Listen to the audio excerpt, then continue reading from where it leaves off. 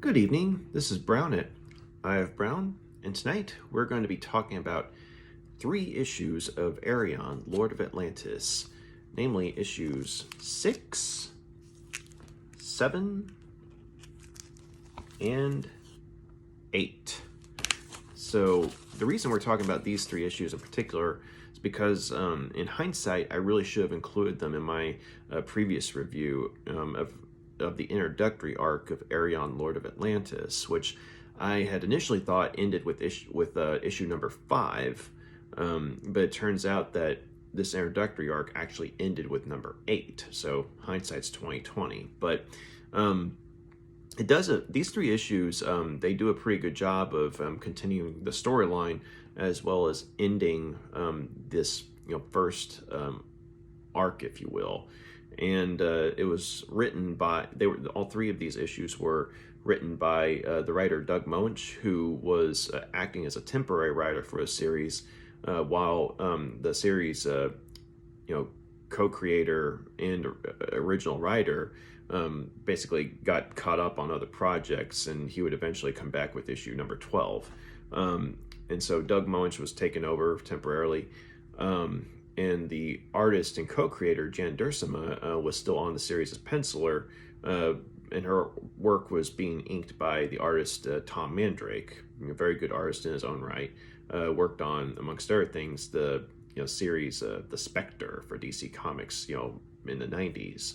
And so he had a well-written set of 3 issues, and as well as a well-illustrated set of 3 issues.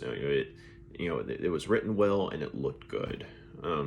You still had that crisp, clean, organic, sleek look to it that Jan Duursema was very well known for. And the series, these particular issues pick up right when Arion and his companions, Wind and Lady Cheyenne, as well as their newfound companion Mara, a refugee from a neighboring city. The 4 of them have basically escaped from the kingdom of Atlantis, the city of Atlantis, along with the rightful ruler Datala, and as well as one of Datala's military generals. And Datala and said general part ways with Arion and his companions, and so Arion and the other 3 continue on ahead, basically guided by Arion's intuition due to his skills in magic, which seem to be waning as of late, and yet they're not entirely gone, but he has just enough magic to be able to use his abilities. But at the same time, though, he realizes that he's not no longer at his full potential like he once was.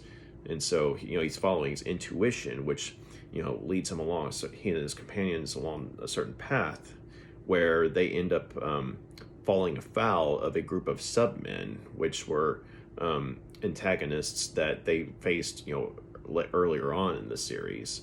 The city of Atlantis did, but they're taken prisoner, and once taken to the submen's underground territory, it's like a city of caves almost. But they meet the ruler of the submen, a guy named Grondar, who made me think of the Robert E. Howard creation, Bryn Morn, sort of this noble, savage ruler of the Picts. But very, very intriguing character in that regard. But Grondar, he's laying it on the line, telling Arion what's going on with his people, and the fact that they were betrayed by Garn, the evil sorcerer, who was also Arion's evil brother. And because initially the submen were one of the main forces that Garn was using to attack Atlantis, but then he resorted to using this race of, demi-human jackals. And once, he got the jackals, he cast the submen aside. And as a result, basically they've kind of become prisoners in their own homes, because the land that they used to hunt so freely in is now being overrun with monsters, aka dinosaurs. And because of this, they can no longer hunt safely, and they're gradually starving and giving into paranoia. And Arion convinces them that he can help them in this. He can drive the dinosaurs away to where, even if they're still present, the submen can hunt safely. And so he basically proposes that this, if he helps them accomplish this, he proposes that this Grandar and his people join forces with Arion and his companions to retake Atlantis. And so Grandar agrees to this, and so long as his companions kind of stay by way of ransom, so to speak. But anyway, what ends up happening is they end up being attacked by demonic forces, and because Garn has resorted to using sorcery to bring forth this demon who had long ago been defeated by Kakulha, Arion's late father. And he was Garn commands this demon to find and kill Arion and his companions. And so the demon, who bearing no great love for Garn, has an immense hatred for Kakulha and his son Arion. And so the demon, being bound by Garn's magic, makes it over to where Arion and his companions were.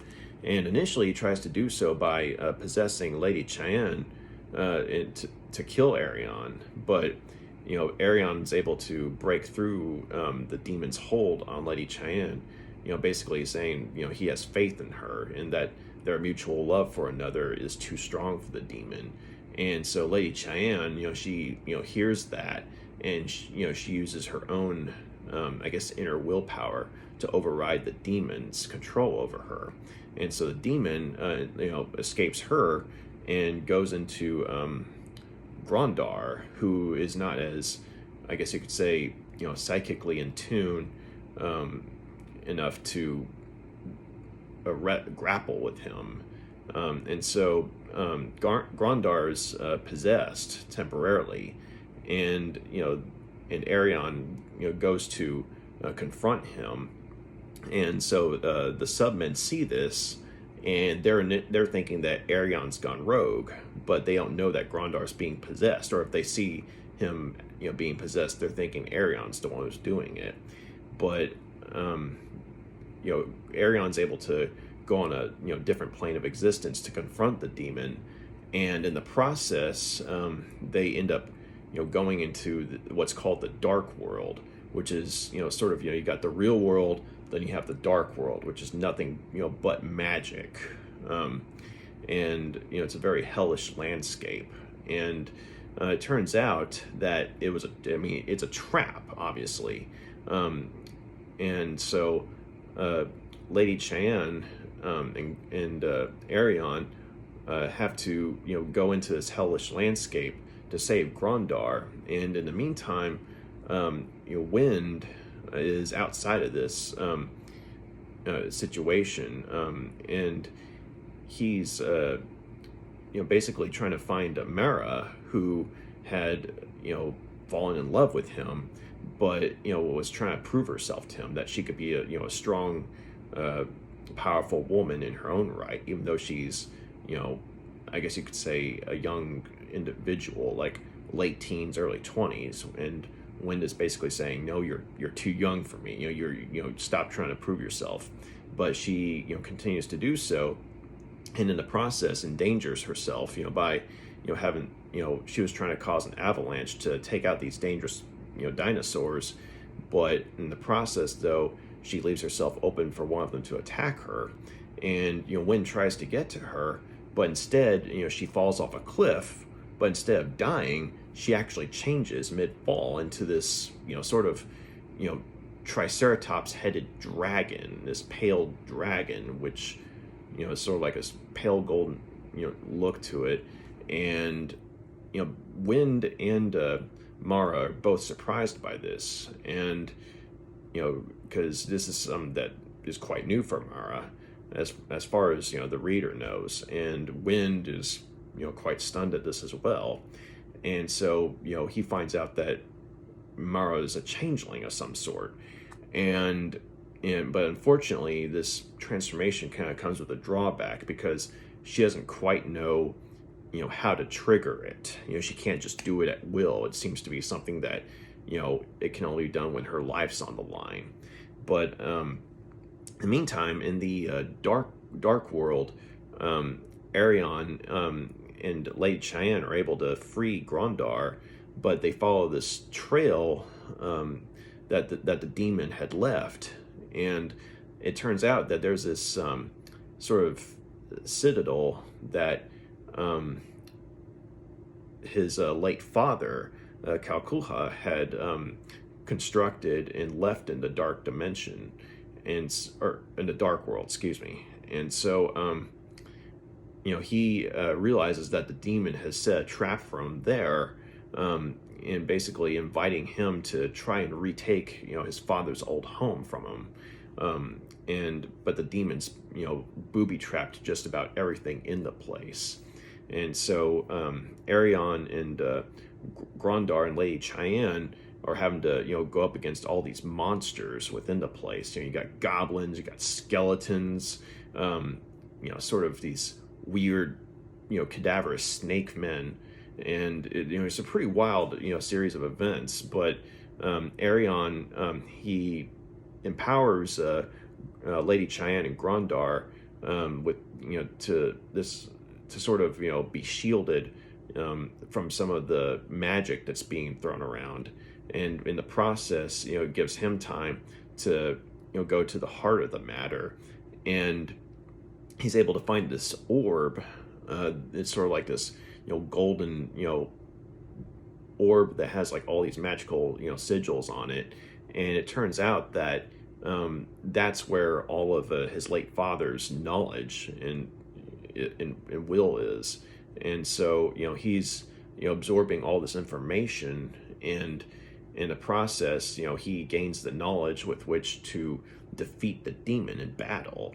And this demon, it turns out, Arion learns that this demon was the one who corrupted his mother, who, if you'll recall in my review of the introductory arc, she was a sorceress who, for some reason, had turned to the dark arts. And, here you find out that the reason she turned to the dark arts was because this demon had seduced her.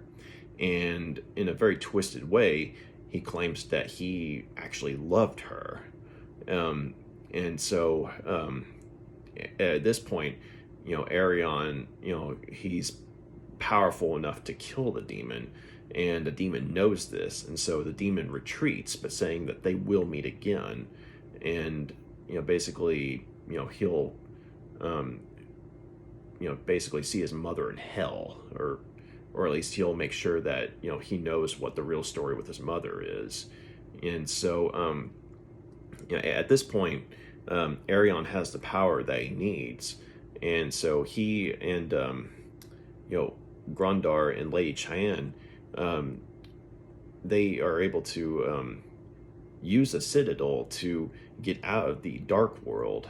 And at this point, Wind and Mara, who is still in dragon form, are able to break through to the dark world and join Arion and the other two. And so this citadel suddenly, reshapes itself into this sort of, it looks like a human-faced boat.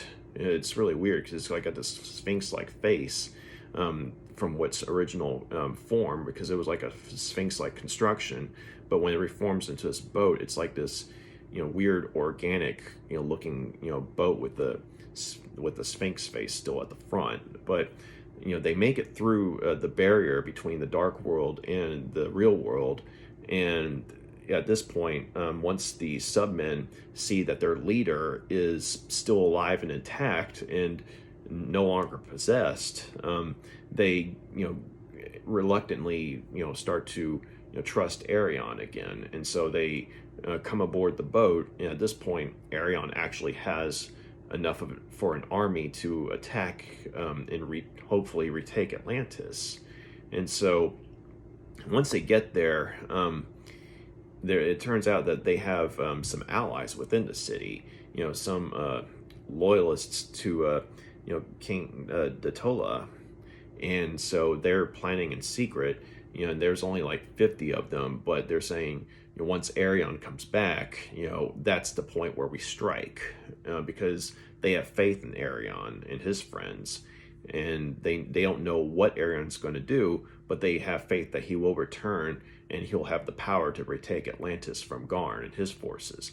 And one of the things that works out in Arion's favor is that at this point, Garn had so corrupted Atlantis, in general, that, I mean, even though there's a horrific price in the sense that, citizens are just giving in, to their base desires and, causing all sorts of havoc and murder, the demi-humans, the jackals that Garn had employed to, take over Atlantis, they're giving in to their urges as well. And so it's like, they're just like, the humans of Atlantis, the jackals are also, getting drunk and, reveling, too much to the point where they're no longer an organized army. And so Arion's forces from outside the city, as well as, the forces of loyalists within the city, are easily able to attack these the jackals, and they're able to break through into this tower that has like all these electronic weapons, like these sort of robot creations, or these hovercraft like vehicles, and they're just wiping the floor with Garn's drunken forces. And at this point, there's a bit of a conflict within Garn's own forces as well, because the sort of second in command is a jackal named Sinet, who I think he's kind of a cyborg, because he's got this mechanized arm that was implied to have been ripped off by Garn himself. And so he has no great love for Garn, but he's serving him because he's the most powerful sorcerer aside from Arion. But when he's seeing that Garn's willingly just throwing all these lives of his people at the attacking forces, but is only staying in the tower, his own personal tower himself, and just basically he's a rear end general, if you will, someone who's fighting from the back as opposed to fighting in the front with his forces. And so Sinet loses all confidence in Garn and retreats, basically vowing to come in and either kill Garn himself, or he's going to wait till Arion kills Garn, and then he's going to come and try and retake Atlantis himself at some point. But that happens, and when Garn sees that, he just decides screw it and uses all his power, and within with the span of minutes wipes out a good portion of Arion's forces, as well as the majority of the technology, the robots and the hovercraft that they were using to defeat Garn's forces are basically wiped out. And so now it's back to Garn and the remaining jackals being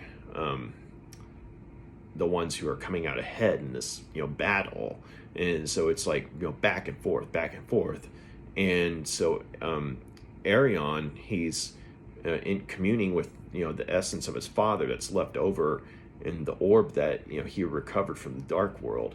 And his father's the spirit of his father is telling him, you have to make this sacrifice. And at first you don't know what they're talking about, and because Arion's saying, I can't, it's too high of a cost. But he says, well, if you don't do it, there'll be no Atlantis left to save, and Garn will be, it'll be hell on earth, and Garn will be in control.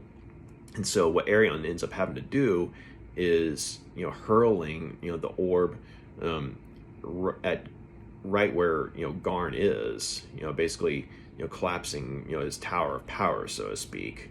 And all the magic, all the power that was still left over from Kalkuha is basically enveloping both Arion and Garn, and the two of them have this titanic struggle, this epic battle of sorcerers.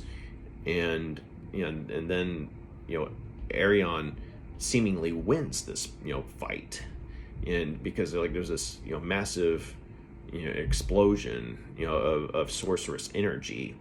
And where there were two initially fighting, only one emerges, and that was Arion. And all the survivors are cheering for him and cheering his name, and even the jackals that are still left, they're swearing allegiance to Arion.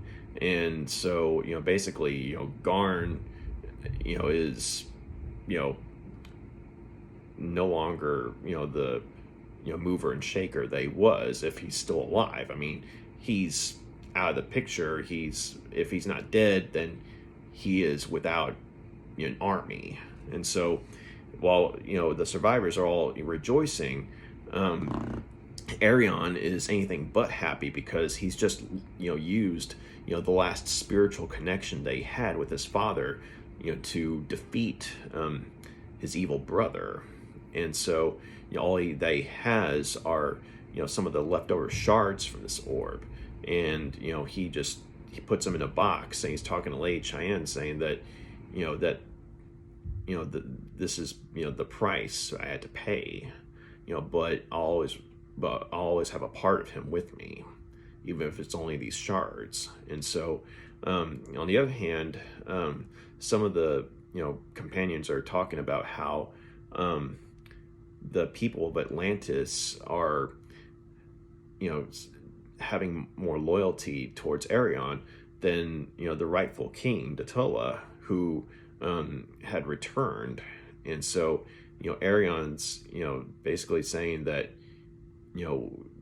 they'll have to confront this issue, because he doesn't want to be the ruler of Atlantis, but at the same time the people they remember the one who saved them, and they remember that Datola had gone into hiding, which on one hand it's understandable, because he was the king of Atlantis, and if he was taken out of the picture, then the people of Atlantis would have kind of had a bit of a chaotic shift, along with the fact that they were being ruled by an evil sorcerer, Garn. But because the king went into hiding, they still had a ruler who was able to come back into power. But at the same time, they remembered that he went into hiding, but Arion is the one who came back and saved them. And so it's going to be pretty interesting, seeing how things go in the next few issues in that regard.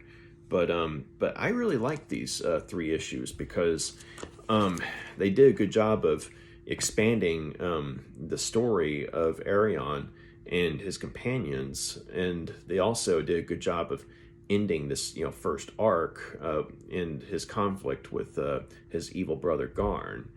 And I did like how you saw just how devastating the power of sorcery in this world, the setting, could be. Because on one hand you saw how it could be of great benefit to Arion and his companions, but you also see how it can overwhelm them. Case in point, the orb, when that contained Kukula's remaining essence, he was being overwhelmed with all the knowledge of his father, and in the process, he almost neglected to protect his companions from the demonic forces within the citadel that they were in. And so you also have, excuse me, and you also have, Garn, who, the only reason, he was able to turn a tide of battle at all was not because he had any, he commanded any loyalty from his forces, but because, he resorted to magic in a sort of, underhanded tactic, to turn the tide of battle. If it hadn't been for, his use of magic, then Arion and his companions, would have, retaken Atlantis a lot quicker, and there would have been a lot more survivors. But, and you see how the quote unquote loyalty that Garn commanded was only because of, the fear of his sorcery, as opposed to, say, the outright loyalty of his followers, which, Datola and Arion both commanded. They both had earned the respect and loyalty of their followers. And so, when Arion came in, commanding, a new level of magic, I mean, some of the people were, like his companions specifically, were somewhat fearful of the cost that, they didn't know what kind of cost it was going to have on him, because the last time he became this powerful, he lost touch with his humanity, which resulted in, him losing his powers and having to go on a quest to, regain his humility and in turn his powers. And so, there's sort of a, is this going to be one of those, oh great, here we go again, stories, or I guess adventures or journeys, or, has Arion learned from his experience? And I'm thinking that Arion has learned from his experiences, because, he realizes that sorcery ultimately saved the day, but it also cost a lot, in the sense that the last connection he had was with his father, has seemingly been severed, but it was the only way to ultimately defeat Garn. And also the fact that you have this whole separate dimension, the dark world, where it's like magic given raw physical form, landscapes, architecture, and every thing in there, was being, at least everything in the citadel within the dark dimension, was being tainted by the demonic pawn that Garn was using to kill Arion and his companions, or at least try to. But you get that backstory with the demon and why he has such a grudge against Arion, because of his connection with his father. But you also have the revelation of the fact that that Arion's mother wasn't always evil, but she was corrupted by this demon. And so the complex backstory that Arion has becomes even more complex with this revelation. But you also liked how how Doug Moench did a good job of further fleshing out some of the companions here. I mean, the character of Mara, when she was initially introduced in Paul Kupperberg's issues, she had this annoying, I guess, modern lingo. It was like a modern day person, talking in a setting that was supposed to be of ancient times, And so when stuff like that happens, it's real annoying for me.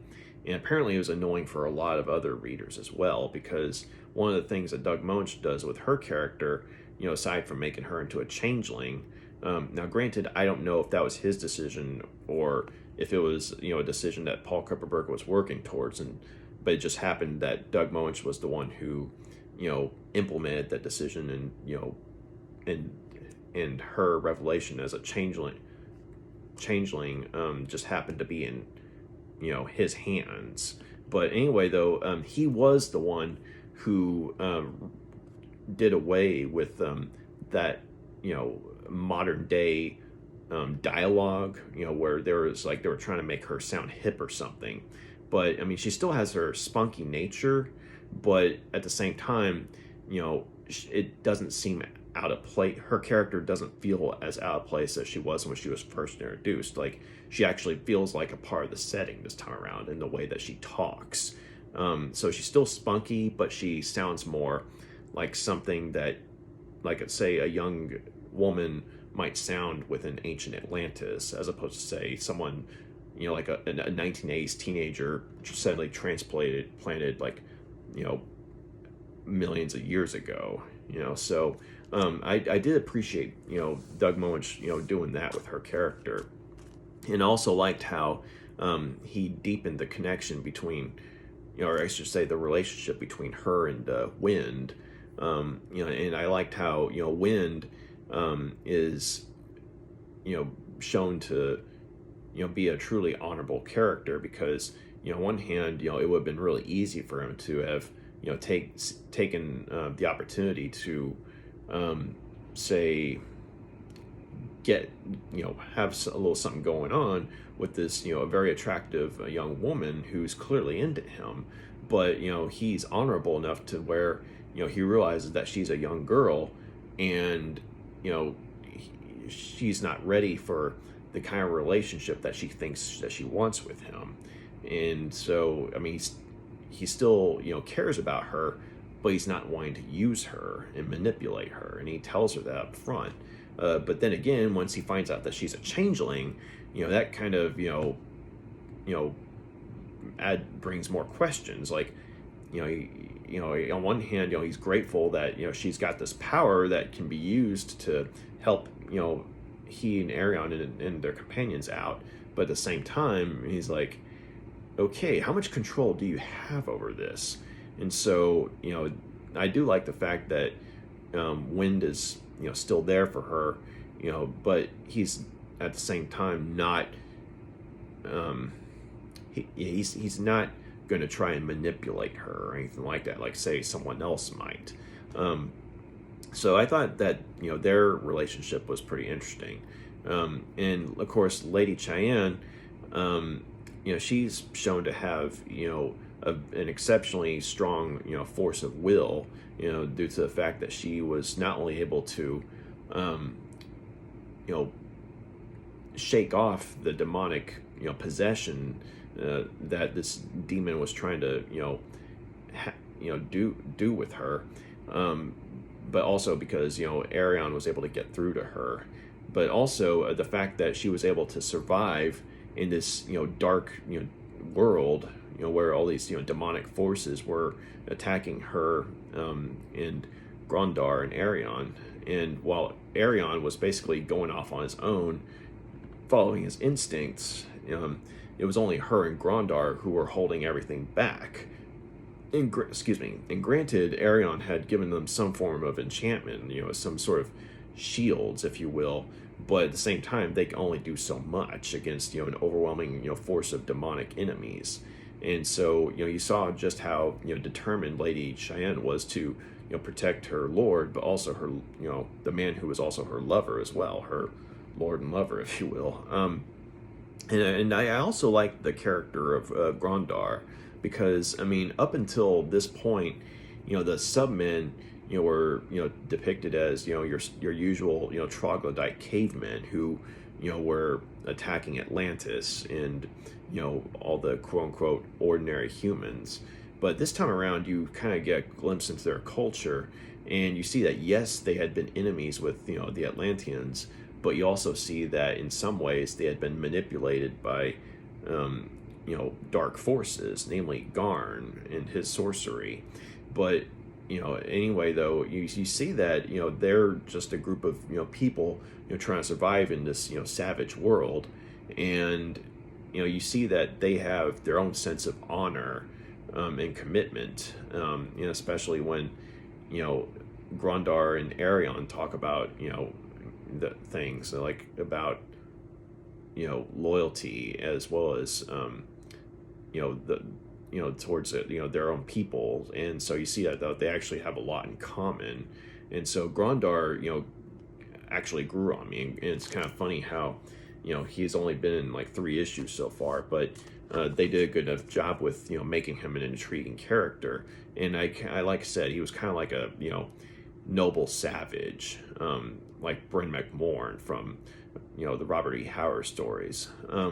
So I liked the introduction of his character, and I liked the further development of the traveling companions that Arion had.